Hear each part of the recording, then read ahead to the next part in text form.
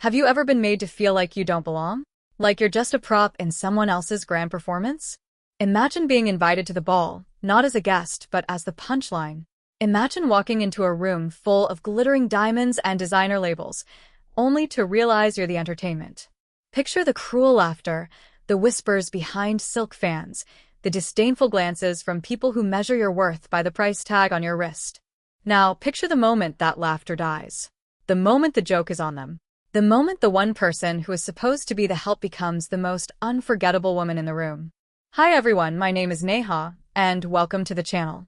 The place where stories are not just told, they stay with you and quietly change the way you think. If you love meaningful stories with powerful life lessons, then you are in the right place.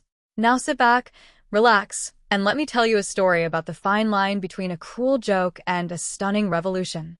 In the heart of the city, where penthouses touch the clouds and designer labels are a second language, lived a woman named Vivian Sterling. Vivian had everything money could buy, and she had a maid named Ella. Ella wasn't just a maid, she was a shadow in the Sterling mansion. She was meticulous, efficient, and completely invisible to Vivian. To Vivian, Ella was a relic of her own personal museum, a piece of furniture that served a purpose. She would discuss her glamorous parties and expensive vacations right in front of Ella, as if she were no more sentient than a vacuum cleaner. One afternoon, Vivian was on the phone with the organizers of the city's most prestigious charity gala, the Diamonds and Dust event. It was the highlight of the social season. Vivian said, her voice dripping with condescension, "Of course, I'll be there. I'm bringing a +1. It's a surprise. A little experiment in philanthropy." She hung up the phone and her eyes, cold and calculating, landed on Ella. A wicked smirk spread across her face. It was a cruel, spontaneous idea born from pure boredom. Vivian said, sweetly but with a barbed wire edge, "Ella, darling, come here." Ella approached, her hands clasped in front of her, her face a mask of humility. Vivian continued, "How would you like to go to a ball? The Diamonds and Dust Gala. It's for charity. You'll be my guest." Ella's eyes widened in shock. "Me? Miss Vivian, I don't have anything to wear. I wouldn't fit in." Vivian laughed. "Oh, nonsense. That's part of the fun. Think of it as an adventure. A chance to see how the other half lives. You can just wear what you have on, or maybe one of the aprons from the kitchen. It will be a statement. Consider it your bonus for the month." Vivian laughed, a tinkling, hollow sound. She was picturing it now. The grand entrance. Her elegant silk dress, and behind her, her maid in a rumpled uniform. The shock, the confusion, and then the hilarious realization that spread across the faces of her high society friends. It would be the talk of the season. She could already hear them laughing. She was making Ella a charity case for one night. Ella's face, initially confused, slowly hardened. The confusion in her eyes vanished, replaced by a quiet, simmering fire. She saw the cruelty behind the kindness. It wasn't an invitation, it was an execution. Ella said quietly with a forced smile, "Thank you, Miss Vivian. I'll be ready." Ella left the Sterling mansion, her heart pounding not with excitement, but with a cold, clear purpose. Vivian had made a fatal mistake. She had mistaken kindness for weakness. She had mistaken Ella's position for her identity. She didn't go shopping. She went to a different kind of place. A place hidden in plain sight. It was a small, dusty vintage shop run by Madame Serafina, an old friend of her late mother's. She told Madame Serafina everything. Madame Serafina said, "Your mother knew this day might come, child. She always said you were a diamond, just waiting for the right moment to be cut. This was hers. And now, it is yours." She lifted the lid. Inside the box was not just a dress. It was a masterpiece. A gown of deep midnight blue, like the night sky just before the stars appear. It was embroidered with thousands of real diamonds and sapphires that looked like constellations. The silk alone was worth a fortune, but the craftsmanship, that was priceless. It was her mother's legacy. A gown worn by her great-grandmother to a royal ball, a symbol of a family history that Vivian and her snobbish friends knew nothing about. A history that had fallen on hard times, but never lost its dignity. For the next 2 days, Ella was transformed. Madame Serafina's nimble fingers worked their magic. She styled Ella's hair, applied makeup that accentuated her high cheekbones and bright eyes, and finally helped her into the gown. The night of the gala arrived. Vivian, in a stunning but ordinary black dress, waited by the entrance. She preened and posed, scanning the crowd for her special guest. Her friends, like Alistair and Beatrice, were there, whispering about the joke that was about to unfold. Alistair asked, "Vivian, where is your little pet project?" "We are dying of anticipation," Beatrice added. "Oh, the story is just priceless.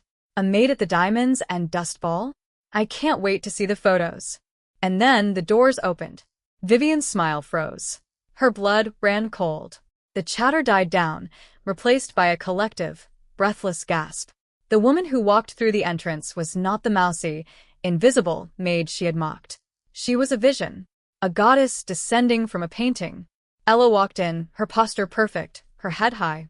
The gown shimmered under the chandeliers, casting a constellation of light around her. The diamonds at her neck, borrowed from Madame Seraphina's private collection, sparkled like captured stars. She wasn't just a guest. She was the only guest. Everyone else seemed to become a gray shadow in her incandescent presence. Vivian stumbled forward, her voice a strange, choked whisper. "Ella? What is this? How? That dress is worth millions. You can't afford, you stole it. You're a thief." Ella turned to face her tormentor, a serene, almost sad smile on her lips. There was no anger in her voice, only a profound and chilling disappointment. Ella said calmly, her voice clear as a bell, "Stole it?" "No, Vivian. "I simply found what was already mine. This gown is an heirloom, passed down through my family for generations. It is worth more than everything in your house. You see, my mother had a fortune once, but she also had a heart. She gave most of it away to help people before she passed. I didn't need to steal. I just needed to remember who I was." Ella's eyes swept across the room, looking at the startled faces of the elite. Her voice was clear and carried throughout the silent hall. She continued, "You all live in a world of shadows, measuring your worth by the price of your clothes and the size of your bank accounts. You invited me here to be your joke, your entertainment. But I am not a joke.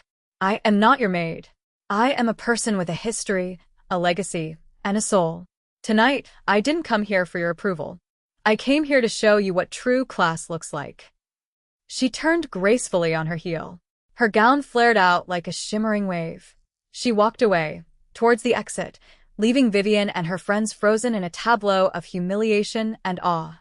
She walked past Vivian, past the horror-struck faces of Alistair and Beatrice, past the entire shocked room. She didn't wait for a response. There was no need for one.